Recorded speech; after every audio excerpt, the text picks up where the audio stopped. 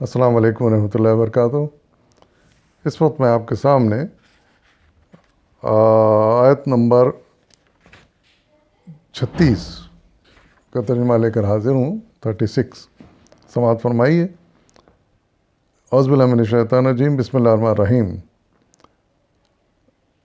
کسی مومن مرد اور کسی مومن عورت کو حق نہیں ہے کہ جب اللہ اور اس کا رسول کسی معاملے میں فیصلہ کر دے تو پھر اسے اپنے اس معاملے میں خود فیصلہ کرنے کا اختیار حاصل رہے، اور جو کوئی اللہ اور اس کے رسول کی نافرمانی کرے گا تو وہ صریح گمراہی میں پڑ گیا۔ اس آیت میں اللہ تعالیٰ ویسے تو ایک عمومی اصول بیان فرما رہے ہیں اور دین کا، کہ کسی بھی مومن مرد اور کسی مومن عورت کو یہ حق نہیں ہے کہ جب کسی معاملے میں اللہ تعالیٰ کوئی فیصلہ فرما دیں تو پھر اس کے بعد پھر وہ اپنا اختیار چلائیں، یعنی اس کی تعمیل نہ کریں۔ یہ کسی کو حق حاصل نہیں ہے، کسی مسلمان مومن مرد یا عورت کسی کو حاصل نہیں ہے۔ اور اگر کوئی اس کے اصول کے خلاف کرے گا، یعنی اللہ کا اور اس کے رسول کا حکم آنے کے باوجود بھی اس کی پابندی نہیں کرے گا، تو پھر وہ سراسر گناہی میں پڑ گیا اور پھر اس کا تباہی اس کا انجام اور مقدر ہوگی۔ تو اس لیے ہمیشہ زندگی میں یہ دیکھنا ضروری ہے کہ کسی معاملے میں اللہ تعالیٰ کا کیا حکم ہے اور پھر اس کی پابندی ویسے ضروری ہے۔ یہ آیت خاص طور سے ان حالات میں بیان کی گئی ہے اور نازل ہوئی ہے جب کہ حضرت زید کی شادی کے طلاق، زینب کو طلاق، اور پھر حضور صلی اللہ علیہ وسلم سے ان کی شادی کا مسئلہ چل رہا تھا۔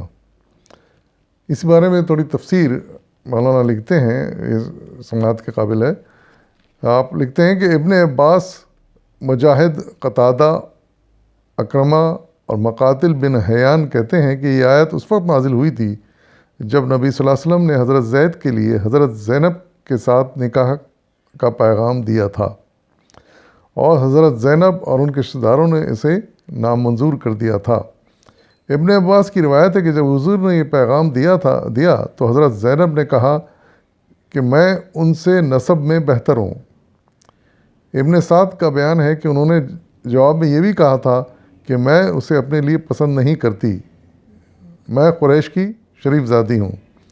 اسی طرح کا اظہار رضامندی ان کے بھائی عبداللہ بن حجش رضی اللہ تعالیٰ عنہ نے بھی کیا تھا، اس لیے کہ حضرت زید حضرت صلی اللہ علیہ وسلم کے آزاد کردہ غلام تھے اور حضرت زینب حضور کی پھوپھی کی صاحبزادی تھیں۔ ان لوگوں کو یہ بات سخت ناگوار تھی کہ اتنے اونچے گھرانے کی لڑکی، اور وہ بھی کوئی غیر نہیں بلکہ حضور کی اپنی پھوپھی زاد بہن ہے، اور اس کا پیغام آپ اپنے آزاد کردہ غلام کے لیے دے رہے ہیں۔